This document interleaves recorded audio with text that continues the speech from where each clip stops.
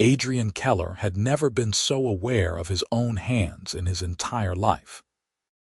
He sat at the corner table of the Crossroads Inn, a sturdy wayside establishment where the mountain road met the valley highway, and studied the grain of the oak planks with the intensity of a man trying to memorize scripture.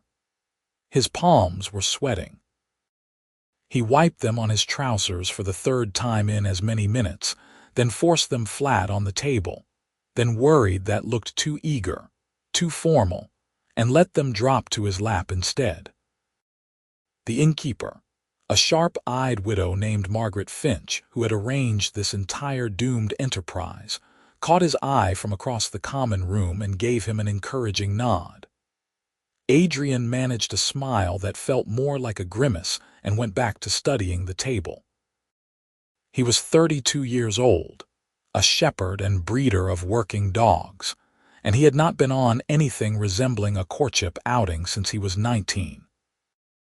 His farm sat in a quiet valley 3 miles from the nearest village, and his days were spent with ewes and border collies who cared nothing for conversation and everything for consistency. He liked it that way. He was good at silence, good at patience, good at reading the subtle shifts in an animal's posture that meant rain coming or a fox near the henhouse. He was substantially less good at talking to women, which was why Margaret had taken pity on him 6 weeks ago when he had stopped here for a meal, and mentioned, in the vaguest possible terms, that his sister thought he ought to consider finding a wife before he turned into a complete hermit. "I know someone," Margaret had said immediately, in the tone of a woman who collected information the way his dogs collected sheep. "A cheesemaker. Works a summer hut up on the high pastures. Sensible girl, no family to fuss. She has been asking around. Asking around for what?" Adrian had said, confused, "For a man who will not faint at the sight of her, you fool." And that was how Adrian had learned that the woman he was about to meet was not human. Margaret had explained it quickly, matter-of-factly, the way she might have mentioned that the woman was left-handed or allergic to strawberries. An orc. Green-skinned, tusked, the product of some mingling of peoples 2 or 3 generations back that nobody liked to discuss in polite company. She made the best cheese in 3 counties, sold it to the coaching houses and the market in Talford, and lived alone because most men took one look and decided they had urgent business elsewhere. "She is paying me a finder's fee," Margaret had said. "And she is paying you the compliment of showing up. The least you can do is stay in your chair and be civil." Adrian had agreed before he could think better of it. Now, waiting, he was regretting everything, not because of what the woman was exactly. He had seen orcs before, traders and laborers passing through, and while they were certainly different, the difference had never struck him as particularly troubling. No, what worried him was the prospect of disappointing her, of sitting across from someone who had clearly gone to great lengths and considerable expense to arrange this meeting, only to fumble his way through an hour of excruciating silence before she concluded, rightly, that he was too dull to bother with. The door opened. A figure stepped inside, and Adrian's stomach did something complicated. She was not tall, perhaps 5.5 feet, but she carried herself with a kind of squared shoulder tension that made her seem braced for impact. Her skin was a deep, mossy green, her hair a thick black braid that hung over one shoulder, and her eyes, scanning the room with visible anxiety, were a warm amber color that caught the afternoon light. She wore a plain wool dress the color of oatmeal, sturdy boots, and an expression of someone walking toward the gallows. When she spotted Margaret, some of the panic eased. When Margaret pointed toward Adrian's table, it came roaring back. She crossed the room in 5 strides, moving with the careful control of someone trying very hard not to flee, and stopped at the edge of his table. Her hands were clenched in her skirt. Up close, Adrian could see the small tusks that curved up from her lower jaw, the faint freckles across her nose, the way her ears tapered to slight points. She was, he realized with a jolt, lovely. Different, yes, but lovely in the way a well-made piece of furniture or a good knife was lovely, honest and solid and real. "I am Nora," she said, and her voice was lower than he had expected, a little rough, like she did not use it often. "Nora Erickson, you are Adrian."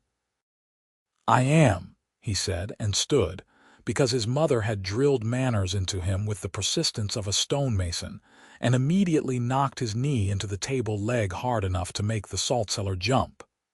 It tipped. Nora lunged for it. Her hand hit the pewter pitcher. Water sloshed across the table in a cold wave, soaking the bread basket and pooling around the candlestick. The saltcellar fell anyway, scattering white grains like snow. "Oh no," Nora said, staring at the mess in horror. "Oh, I am so sorry.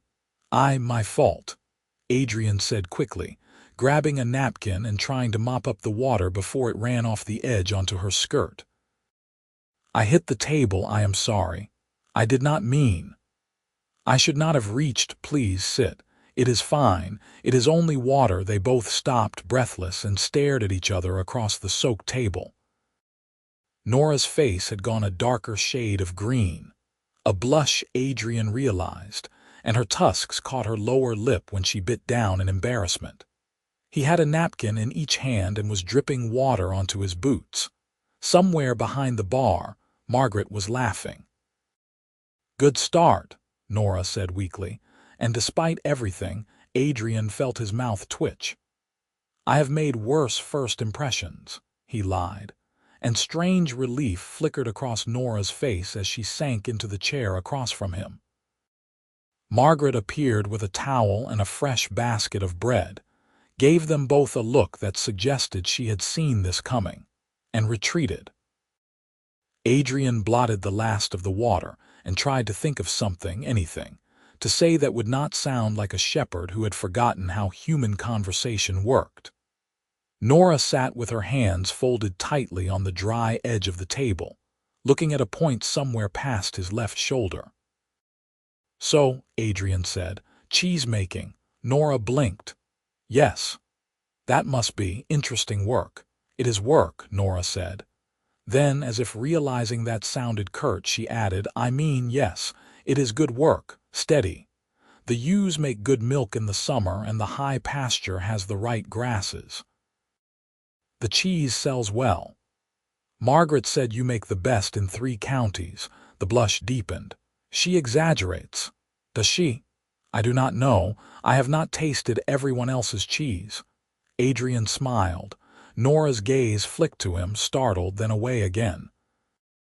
A silence opened up, not quite uncomfortable, but heading in that direction.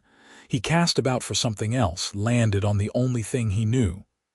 "I breed dogs," he said. "Working dogs mostly, border collies. Some shepherds buy them for their flocks." "That sounds useful." "It is. They are clever. Smarter than sheep, anyway." "Most things are smarter than sheep." "You work with them too, then?" 50 ewes, Nora said. "I take them to the high pasture in late spring, bring them down in autumn. They are terrible animals, stubborn, foolish, and they have no sense of self-preservation. I spend half my time pulling them out of brambles." Adrian laughed before he could stop himself, a short, surprised bark of sound. Nora looked at him fully for the first time, and something in her expression eased just a fraction. "It is true," she said, almost defensive. "Last year one of them got her head stuck in a fence and screamed for an hour before I found her. The fence was not even closed. She could have backed out at any time. I had a ewe walk into a pond once," Adrian offered. "Just kept going.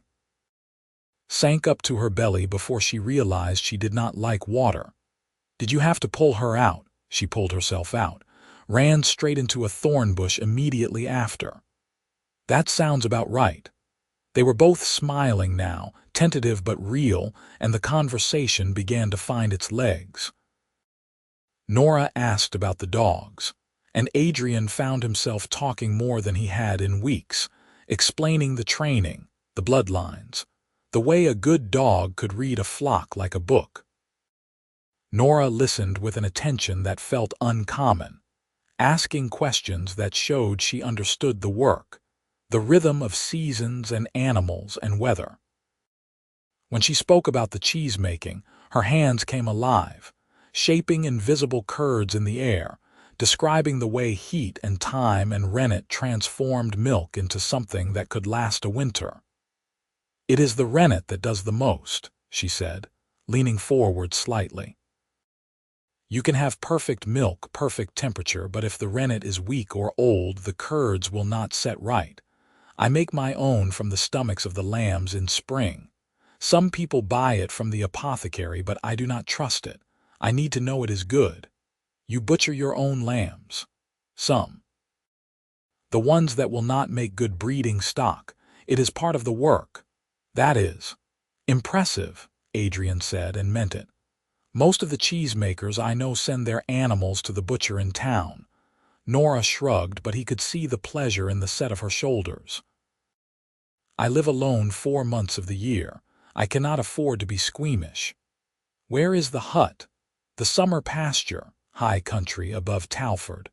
Maybe 8 miles up the mountain road, then another 2 on foot. There is a spring, good grass, a stone hut that has been there longer than anyone remembers. It is quiet. You like the quiet." It was not quite a question, but Nora answered anyway. "I do, people are. Harder." "Yes," Adrian said, with more feeling than he intended. Nora's eyes met his, and for a moment something passed between them, an understanding that needed no elaboration. Then Margaret arrived with stew and bread and small beer, and they bent to the meal with the focus of people grateful for the interruption. The food was good, simple and hot, and the act of eating gave them both something to do with their hands. Adrian snuck glances at Nora when he thought she was not looking, taking in the details. The way she held her spoon, the small scar on the back of her left hand, the way her ears twitched slightly when someone laughed loudly at the next table. She caught him looking once and went still, wary, and he dropped his gaze quickly to his bowl. "I am not what you expected," Nora said quietly. Adrian looked up. "I did not know what to expect." "Margaret told you. She told me you were an orc and a cheesemaker, that is all." "And you came anyway, so did you?" Nora's mouth twitched, not quite a smile. "I almost did not. I stood outside for 10 minutes trying to talk myself into it. I thought about leaving twice before you arrived. Why did you stay?" Adrian considered that, turning it over in his mind the way he might examine a stone for flaws. "I suppose," he said slowly, "because I thought it would be cowardly not to, and because Margaret said you were sensible, and I thought that was a good quality." "Sensible," Nora repeated, as if tasting the word. "Not beautiful or charming or any of the things men usually want." "I am a shepherd," Adrian said. "I have 24 sheep, 6 dogs, and a house that needs a new roof. Sensible sounds considerably more useful than charming." Nora stared at him. Then slowly she smiled, a real smile that showed the edge of her tusks and made her eyes crinkle at the corners. "You are an odd man, Adrian Keller. I have been told that before." They finished the meal in a silence that had shifted, warmed somehow like a fire beginning to catch. When Margaret came to clear the plates, she raised an eyebrow at Adrian, a question. He nodded very slightly and saw Nora do the same from the corner of his eye. "Walk with me," he asked, when they had stepped outside into the long golden light of late afternoon. The Crossroads Inn stood at a junction where the mountain road split from the valley highway, and the land around it was open country, fields and hedgerows, and the distant blue line of the hills. "All right," Nora said, and they set off down the road with no particular destination in mind. They walked slowly, not touching, the space between them careful and deliberate. Adrian pointed out the landmarks he knew, the fields where he bought his hay, the farm where his sister lived with her husband and 3 children. Nora told him about the mountains, the way the weather turned without warning, the foxes that tested her flock every summer and the eagles that circled overhead like omens. "You get lonely?" Adrian asked. 4 months alone, Nora thought about it. "Sometimes, but I talk to the sheep." "Do they answer?" "No, but neither do most people really, so it is not much different." Adrian laughed, and Nora glanced at him sidelong, something almost playful in her expression. They had reached a stile that crossed into a hay meadow, and Adrian leaned against the fence post, suddenly unwilling to turn back yet. Nora stopped beside him, her arms folded across her chest, her gaze on the hills. "I should tell you," she said, "that this is not easy, being what I am. People talk, some of them worse than talk. I know, you say that, but you do not know, not really. If you were seen with me, if people thought we were courting, there would be trouble for you more than me. I can handle trouble. Can you?" Nora turned to face him, her expression serious. "I am not trying to scare you off, Adrian, but I need you to understand. I have heard what people say. Half-breed, greenskin, monster. I have had stones thrown at me. I have been spat on. If you decide this is not worth it, I will understand, but I will not be the reason you are hurt." Adrian met her eyes and held them. "I have spent 12 years breeding dogs and raising sheep and living alone, because it was easier than trying to find someone who understood that life. Margaret told me you were a cheesemaker who lived in the high country, and I thought, here is someone who knows what it is to work with animals and seasons and solitude.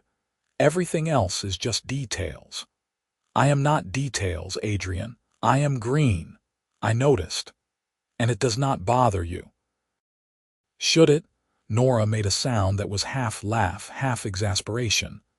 "You are either the most tolerant man I have ever met or the most foolish." "Probably the latter," Adrian admitted. "But I would like to see you again, if you are willing." Nora bit her lip, her tusks pressing into the soft flesh, and looked away. He could see the tension in her, the fear of hoping for something that might be snatched away. "I leave for the summer pasture in 2 weeks," she said finally. "I will be gone until autumn. Then we have 2 weeks. 2 weeks is not very long." "No," Adrian agreed, "but it is more than nothing."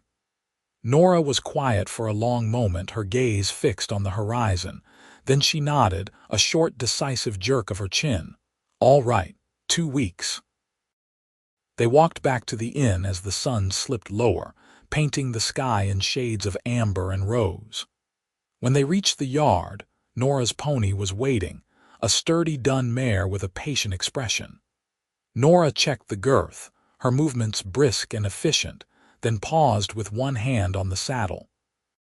"Thank you," she said, not looking at him, "for staying, for talking to me like I am a person." "You are a person," Adrian said, surprised. "Not everyone thinks so."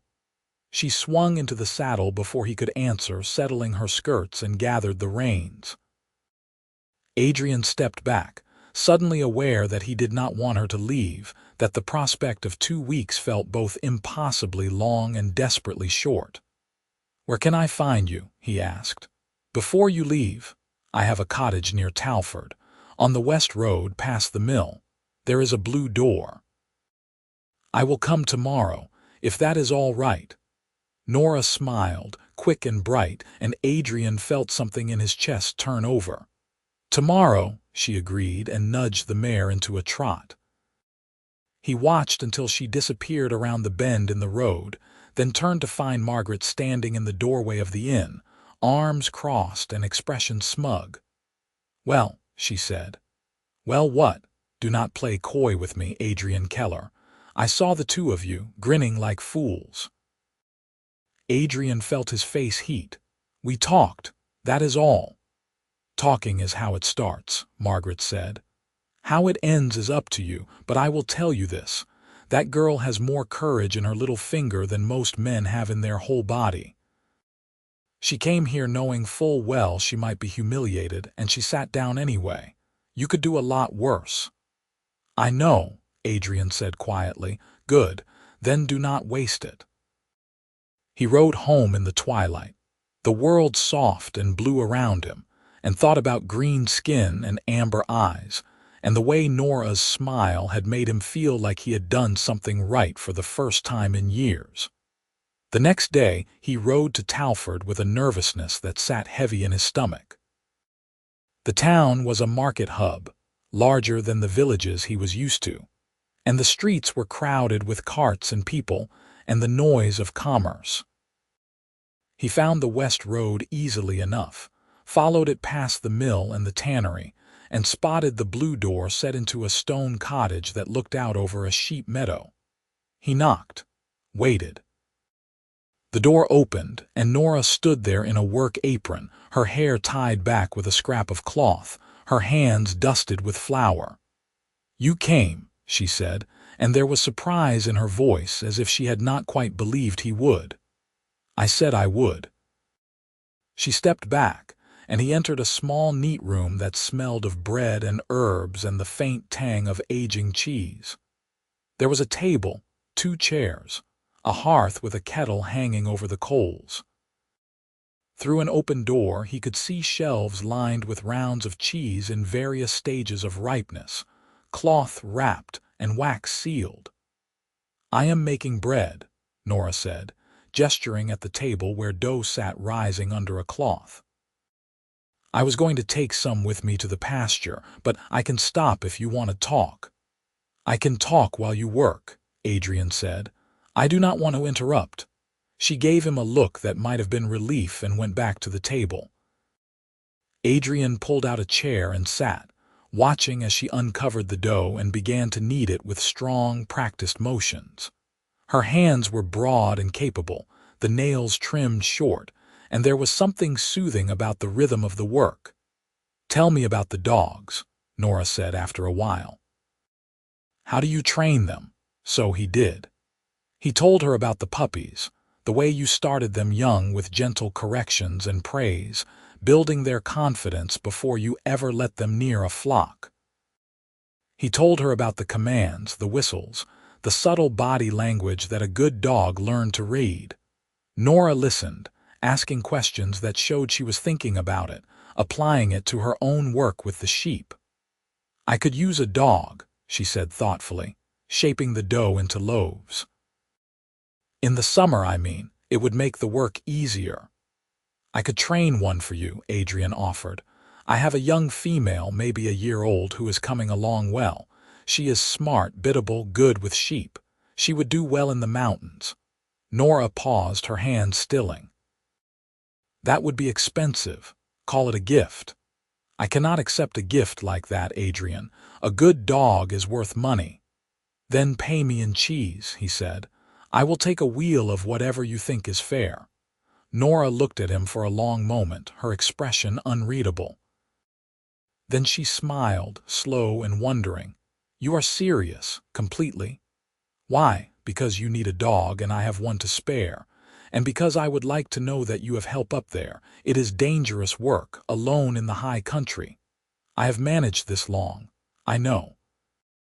But you do not have to." Nora bent her head, focusing on the loaves with sudden intensity. "You are going to make me cry," she said, her voice rough. "And I do not cry." "I did not mean, no, it is." She stopped, took a breath and looked up. Her eyes were bright. "Thank you, I accept." "The dog for a wheel of cheese." "Deal." They shook on it, her hand warm and strong in his, and Adrian felt the first real stirring of something more than simple attraction. This was someone he could see himself beside, working in comfortable silence, building something steady and real. It was too soon to call it love, but it felt like the beginning of it, like the first green shoots after a long winter. He stayed for lunch, bread and cheese and apples from Nora's small orchard, and they talked about everything and nothing, the conversation easy now that the first awkwardness had burned away.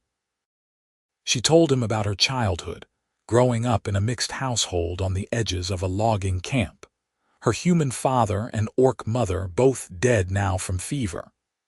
She had learned cheesemaking from an old woman who had not cared what color her apprentice was, only that she had good hands and a good memory. "I inherited the pasture rights from her," Nora said. "She had no children and I had been with her for 8 years. She left me the hut, the ewes, the equipment. It was the kindest thing anyone has ever done for me."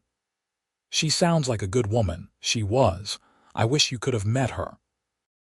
She would have liked you." "Why? Because you do not talk unless you have something to say." "She hated chatter." Adrian smiled.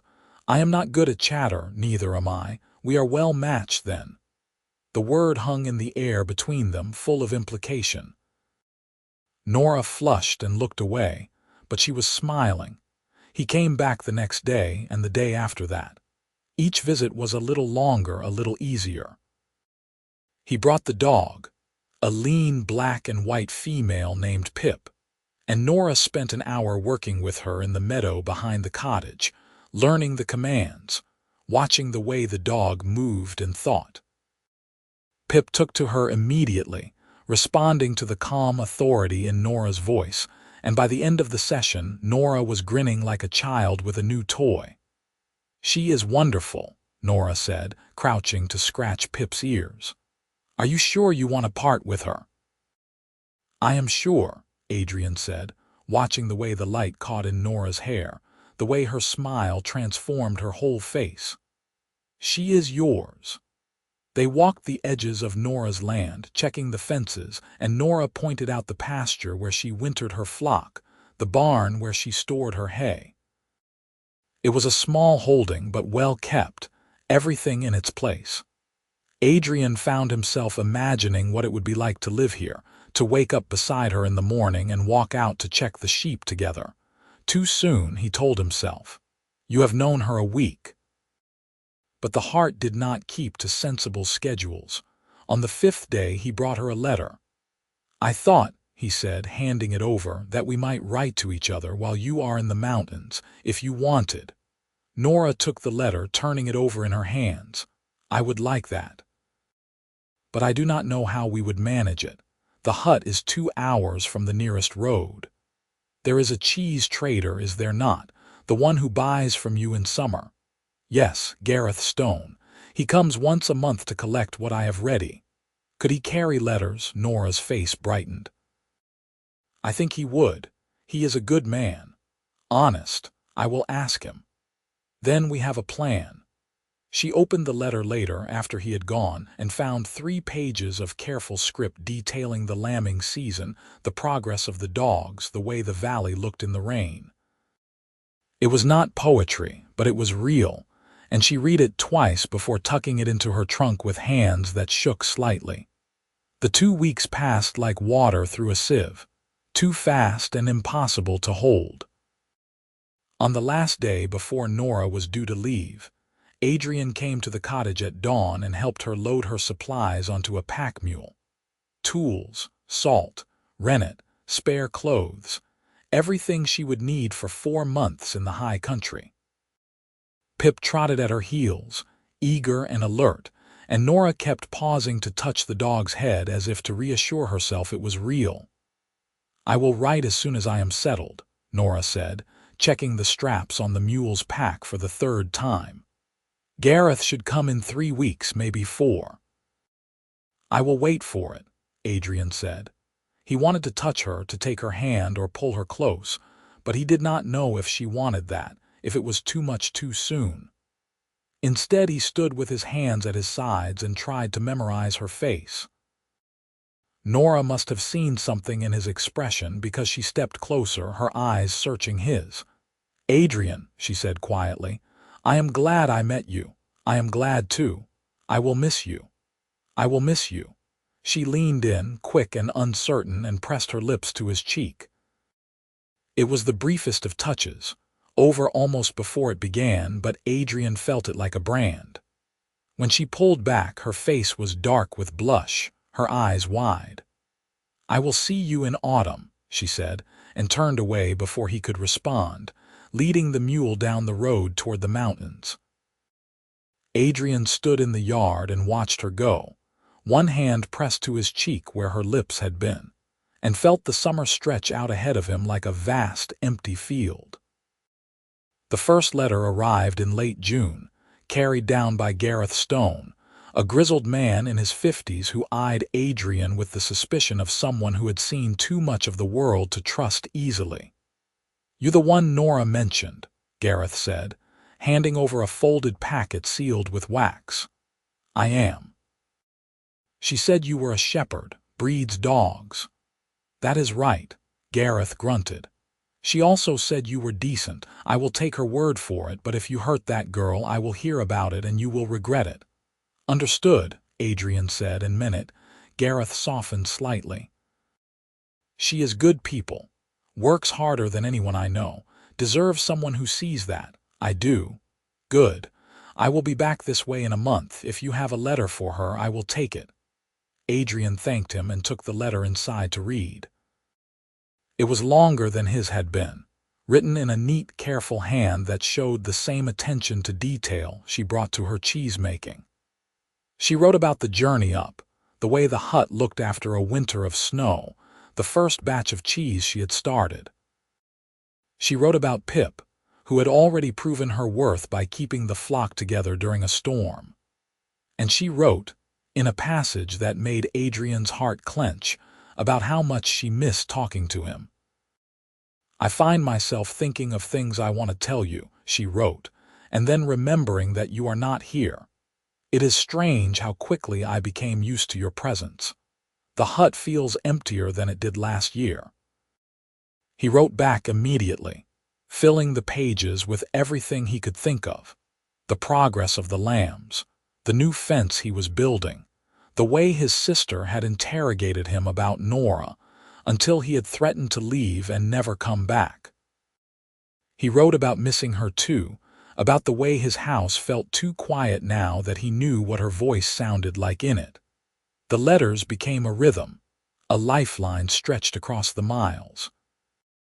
Gareth arrived once a month like clockwork, carrying Nora's words down and Adrian's words up, and each time Adrian tore open the packet with hands that trembled slightly. Nora's letters grew longer, more open, as if the distance made it easier to say things she might have struggled with in person. She wrote about her fears, her hopes, the way she had begun to imagine a future that included someone else. Adrian wrote back with the same honesty, and slowly, carefully, they built something real out of ink and paper. But by August, the tone had started to shift. "The weather has been terrible," Nora wrote. "Rain for 3 weeks straight, cold enough that the ewes are huddling in the hut at night. The milk yield is down by 1/3, and I am worried about making enough cheese to cover my expenses. Gareth says the market price is holding, but if I do not have quantity, price does not matter." Adrian read the letter twice, worry gnawing at him. He knew what a bad summer could do to a mountain herd, knew that Nora's entire income for the year depended on those 4 months of work. He sat down and wrote back immediately, "If you need help, let me know. I have some savings. It is not charity, Nora. It is what people do for each other." Her response came back sharp and brittle. "I do not need your money, Adrian. I will manage. I always have." He tried again, more carefully this time, but she deflected every offer, every suggestion, her pride a wall he could not breach. By September, her letters had grown shorter, the worry bleeding through in terse sentences about the weather, the cheese, the dwindling supplies. And then, in early October, the blow fell. "I am going to have to sell some of the ewes," she wrote, "maybe half the flock. I cannot afford to feed them through the winter with this yield. I will keep enough to rebuild, but it will take years to get back to where I was. I am sorry, Adrian. I know you were hoping we could find a way to make this work, but I do not see how. You have your farm, your dogs, your life in the valley. I have the mountains and a failing herd. The distance is too much." Adrian read the letter in his kitchen and felt something crack open in his chest. She was pulling away, not because she wanted to, but because she thought it was the practical thing to do. Because she was too proud to ask for help and too scared to hope that someone might give it freely. He saddled his horse and rode to Talford, found Gareth at the inn where he stayed between runs, and laid out his proposal. "I have winter grazing," Adrian said. "Enough for 100 ewes, maybe more. Good lowland pasture, shelter, hay already stored. I will offer it to Nora, but she will refuse because she will think it is charity, so I need you to help me make it something else." Gareth listened, his weathered face unreadable. Then he nodded. "I am heading up in 2 days. I will take her your offer, but you better be serious about this, boy. She does not need more disappointment. I am serious. And you better be ready for her to say no." "I know." Gareth clapped him on the shoulder. "You are either very brave or very stupid. I have not decided which." "Probably both," Adrian said. The reply came back 3 weeks later, and it was not from Nora. It was from Gareth, written in a blunt hand on the back of an invoice. She said no. Said it was too much. "I told her she was being a fool, and she told me to mind my own business. Thought you should know." Adrian stared at the note, frustration and helplessness warring in his chest. He wanted to ride up into the mountains, to argue with her face to face, but he knew it would do no good. Nora had made up her mind, and she was as stubborn as the sheep she tended. He spent 2 days pacing his kitchen, trying to think of a way forward. And then, on the 3rd day, a different messenger arrived. It was a boy from Talford, maybe 14, who handed Adrian a folded notice and waited for a coin. Adrian paid him and opened the paper, scanning the official script with growing alarm. "By order of the magistrate of Talford, the Crossroads Inn is hereby closed for the facilitation of unnatural and unlawful unions between species. The proprietor, Margaret Finch, is summoned to appeal before the regional court in 30 days. Adrian read it again, cold spreading through his stomach. Unnatural unions. Someone had reported Margaret. Someone had decided that her willingness to introduce an orc woman to a human man was worth punishing. He thought of Margaret's sharp tongue and sharper kindness. He thought of Nora, alone in the mountains, who would lose the one person who had been willing to help her. And he thought of himself, standing in a restaurant, too nervous to speak, until a green-skinned woman with amber eyes had sat down and knocked over the salt cellar. He rode to Talford that afternoon and found Margaret in the inn's common room, cleaning glasses with a fury that suggested she was imagining they were someone's face. "I heard," Adrian said. "Everyone has heard," Margaret said bitterly. "Apparently helping people find happiness is a crime now." "Who reported you? Does it matter? Some small-minded fool who thinks the world should stay exactly as it is, forever and ever, amen." She set down a glass hard enough that it cracked. "They are trying to shut me down, Adrian. 30 years I have run this place, and they are going to take it because I dared to suggest that people are people, no matter what they look like. Can you fight it? I am going to try. The appeal is in a month, but I need witnesses. People willing to stand up and say that what I did was not wrong." Adrian met her eyes. "I will testify." Margaret's expression softened. "It will not be easy. They will ask questions about you and Nora, about what you are to each other. I do not care. You should. There will be consequences. Then I will face them." He paused, then added, "And I think Nora will too if she knows. She is still in the mountains. Not for much longer. She brings the flock down in mid-October. I will find her. I will ask." Margaret studied him for a long moment, then nodded. "You are a good man, Adrian Keller. I am glad I introduced you." "So am I." He sent a letter up with Gareth's next run, telling Nora about the summons, the appeal, and his intention to testify. He did not ask her to join him. He simply told her what he was doing and why, and left the choice to her. Her response came back in late October, carried down by Gareth along with a load of cheese wheels and the news that Nora was packing up the hut for the season. "I will testify," she wrote. "Margaret helped me when no one else would. I will not abandon her now. And Adrian, about the grazing I have been thinking. Can we talk when I come down? I was wrong to refuse. Pride is a cold companion in winter." Adrian read the letter 3 times, relief and hope flooding through him in equal measure. He wrote back immediately, telling her to come to his farm when she arrived in the valley, that they would figure it out together. She appeared on his doorstep on a cold gray morning in late October, her flock trailing behind her and Pip at her side. She looked thinner than he remembered, worn down by the hard summer, but her eyes were bright when she saw him. "Hello," she said, and Adrian stepped forward and pulled her into his arms without thinking. She stiffened for half a heartbeat, then melted into him, her face pressed against his shoulder.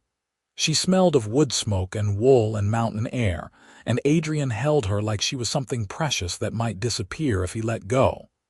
"I missed you," he said into her hair. "I missed you too." They stood like that for a long moment, the flock milling around them before Nora pulled back and wiped at her eyes with the back of her hand. "I am sorry," she said. "For pushing you away, I was scared. I know. I still am. So am I." He took her hand, threading his fingers through hers. "But I think we can be scared together." Nora smiled, shaky but real. "I would like that." They spent the next hour moving the flock into Adrian's pasture, counting heads, checking for injuries or illness. The ewes settled quickly, reassured by Pip's presence and the promise of good grazing. When the work was done, Adrian and Nora stood at the fence and watched the sheep spread out across the field. "I cannot pay you what this is worth," Nora said quietly. "I am not asking you to." "Then what are you asking?" Adrian turned to look at her, this woman who had walked into his life and turned it upside down in the best possible way. "I am asking," he said carefully, "if you would consider staying, not just for the winter, for longer. I have room, Nora, for you, for your flock, for whatever you need. And I know it is fast, and I know it is complicated, but I do not care. I want you here." Nora stared at him, her mouth slightly open. "Adrian, you do not have to answer now," he said quickly. "Think about it, but know that I mean it. I have spent the last 4 months missing you, and I do not want to spend the next 4 doing the same. What about the summer pasture? We will figure it out. Maybe I come with you. Maybe we find someone to watch the dogs. I do not know, Nora, but I know I want to try." Nora closed her eyes, and when she opened them, they were wet.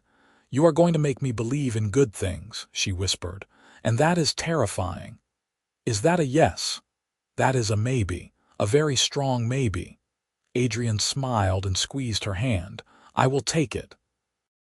The appeal hearing was held in Talford's courthouse on a bitter cold day in early November. The room was packed, curious onlookers and hostile neighbors alike, and Adrian felt the weight of their stares as he walked in with Nora at his side. She had dressed carefully, a good wool dress and her hair braided neatly, but there was no hiding what she was. The murmurs started as soon as they sat down. Margaret stood before the magistrate, a thin man with wire spectacles and the pinched expression of someone who had eaten something sour. The charges were read out: facilitating unnatural unions, promoting immorality, corrupting the social order. Margaret listened with her chin up and her hands folded, and when the magistrate asked if she had anything to say, she said simply, "I helped 2 people meet. That is all." "2 people of different species," the magistrate said, "in defiance of natural law." "Natural law says nothing about kindness," Margaret shot back, "or decency. I have run an inn for 30 years, and I have never turned away a guest for the color of their skin or the shape of their ears. I am not going to start now." The magistrate was not impressed. He called witnesses, People who testified that they had seen orcs and humans mixing at the inn, that Margaret had encouraged it, that it was a corrupting influence on the community. Adrian listened with growing anger, his hands clenched in his lap. Then it was his turn. He stood and walked to the front of the room, very aware of Nora's eyes on him. The magistrate looked him over with distaste. "You are Adrian Keller." "I am." "And you are involved with the orc woman sitting in the back." "Her name is Nora Erickson," Adrian said evenly. "And yes, I am courting her." A ripple of noise ran through the room. The magistrate frowned. "You admit this openly." "I do." "And you see nothing wrong with it?" "I see nothing wrong with caring for someone who is good and kind and hardworking. If you see something wrong with that, the problem is yours, not mine." The magistrate's face darkened. "You will watch your tone." "I will speak the truth," Adrian said.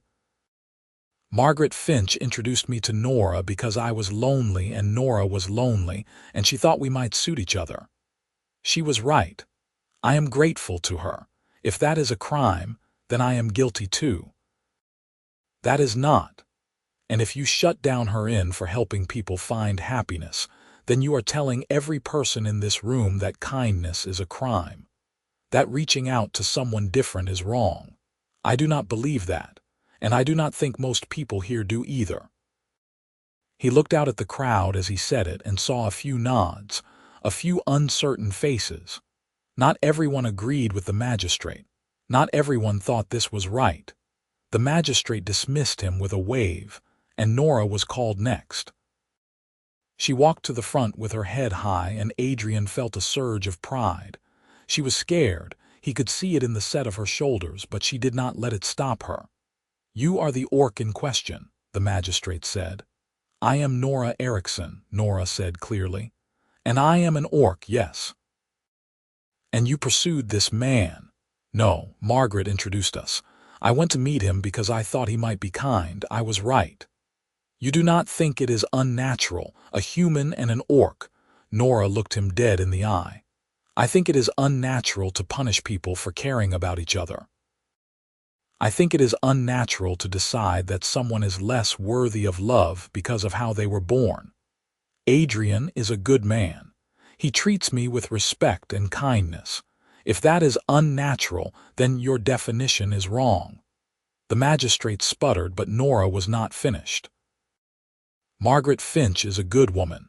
She saw two people who were alone and thought they might be less alone together. She did not do it for money or power or anything else. She did it because it was kind. And if you punish her for that, you are telling every person here that kindness is a crime. I do not accept that, and I will not be silent while you try to make it so." She sat down, and the room was utterly silent. The magistrate called a recess, and Adrian and Nora and Margaret huddled together in the hallway. Margaret's eyes were bright. "You too," she said. "You beautiful, brave fools." "Did it help?" Nora asked. "I do not know, but it was the truth, and that is worth something." The magistrate returned an hour later with his decision. He looked displeased, as if he had been overruled by something he could not argue with. "After reviewing the testimony," he said stiffly, "I find that the charges against Margaret Finch are not supported by law. There is no statute that forbids the introduction of individuals, regardless of species. The Crossroads Inn will remain open." A cheer went up from the back of the room, and Adrian saw Margaret sag with relief. The magistrate banged his gavel.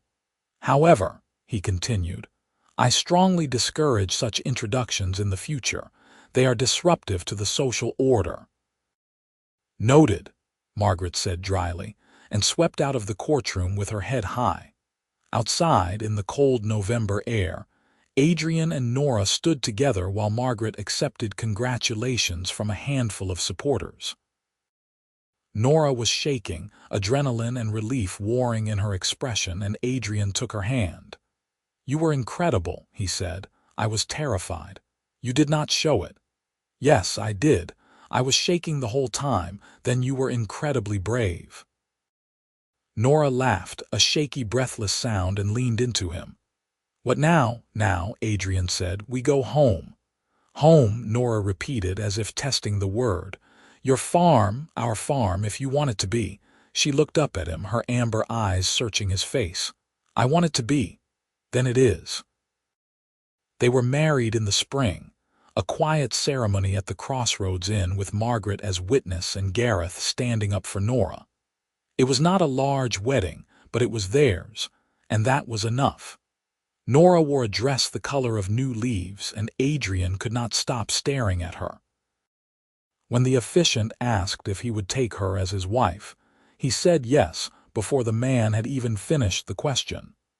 The summer pasture became a shared project.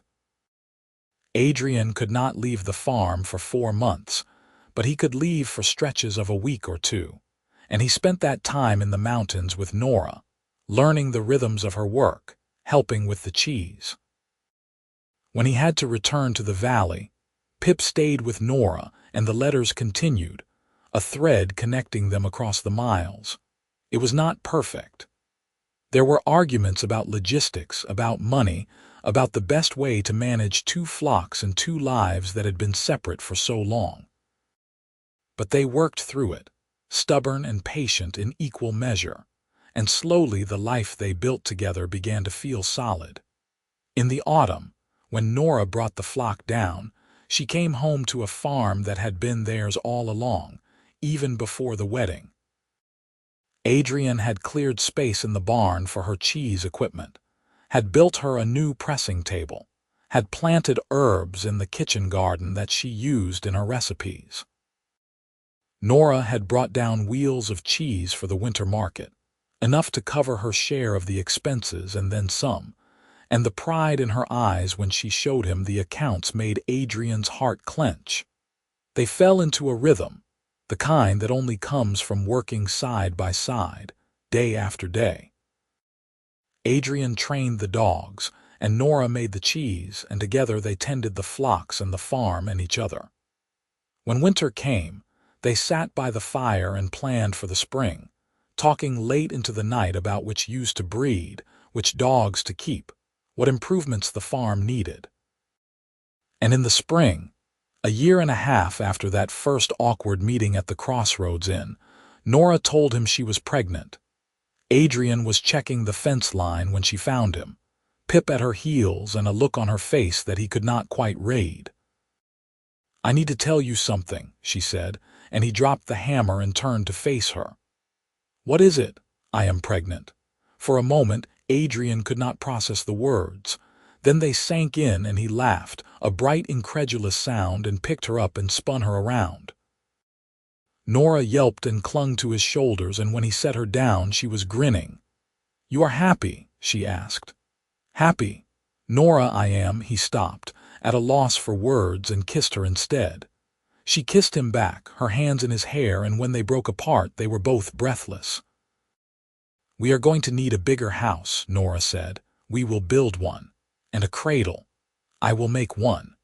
And we are going to have to figure out the summer pasture. I cannot take a baby up into the mountains. Then we will hire someone, or I will go. We will figure it out, Nora. We always do." She leaned into him, her head on his chest, and he wrapped his arms around her. "I am scared," she admitted. "What if the baby is what if people? Then we will deal with it," Adrian said firmly. "Together, just like we have dealt with everything else." Nora nodded, and they stood there in the pasture, the future spreading out ahead of them like an open road. The baby was a girl, born in the winter with her mother's green skin and her father's dark hair. They named her Jasmine, and she was healthy and loud and perfect. Adrian held her for the first time and felt something in his chest expand so far it hurt. A love so fierce and immediate that it left him shaken. Nora recovered slowly, tired but happy, and Adrian took over the bulk of the farm work while she healed. His sister came to help, bringing her own children, and if she was surprised or disapproving of the green-skinned baby, she kept it to herself. Jasmine was family, and that was all that mattered. When spring came, They hired a local girl to help with the cheese work and the baby, and Nora went up to the summer pasture for shorter stretches, a month at a time instead of 4. It was not ideal, but it worked, and Jasmine thrived in the mountain air, her laughter echoing off the stone walls of the hut.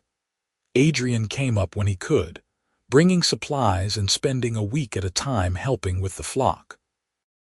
He learned to make cheese under Nora's patient instruction, his large hands surprisingly deft at the delicate work. They worked side by side, Jasmine napping in a basket nearby, and Adrian thought that this life they had built together, was worth every moment of fear and uncertainty that had come before. The years passed, measured in seasons and lambs and wheels of cheese. Jasmine grew into a bright, curious child who loved the sheep and the dogs and the mountains. She had her mother's green skin and her father's quiet determination, and she was loved fiercely by everyone who met her.